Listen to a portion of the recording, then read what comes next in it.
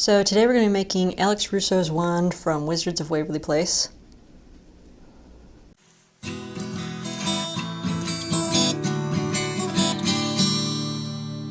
So you want to start by getting yourself a stick. You can use a dowel if you want the sides to be extra smooth, but I'm just using a regular stick from outside because I've got woods and there are lots and lots of lovely free sticks. So that's why I'm using a regular stick for my wand. Then you just want to paint your stick or your dowel red all the way down, just like that, kind of blending in my background. And then once the red paint is dry, give it a coating of clear varnish to shine it up a bit so the paint's not flat. Then get yourself a couple of beads. I couldn't find any that looked exactly like the one she had, the dark flat ones, so I just used a couple of round wooden ones. And you just want to glue those together to make a little stack. Depending on how many you have, you may have more than two if you got smaller beads. And then just glue that stack onto the bottom of the wand. The bottom will be the bigger end, the slightly bigger end. So then get a round bead. It's kind of green and swirly that looks something like the one that she had. Put a little bit of glue on the end of that and stick that right on the other end of the wand. So here's what we have so far.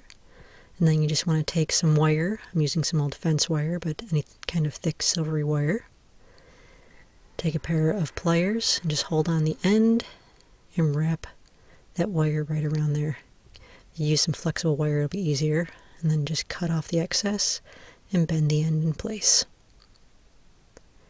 And so then here is the finished Alex Russo wand. And I also did the white and blue one. I'm not sure who that belongs to, but it was in the picture. So I did that one as well. It did not come out very well, mostly because the stick I used was really just a bad choice.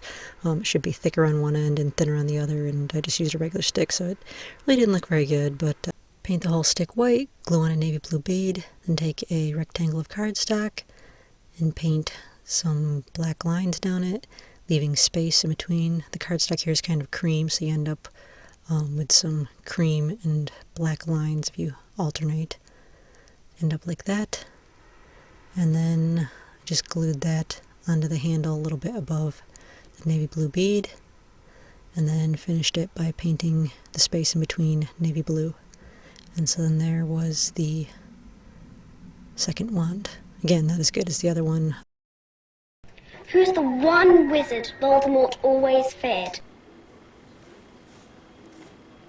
You were expecting Dumbledore?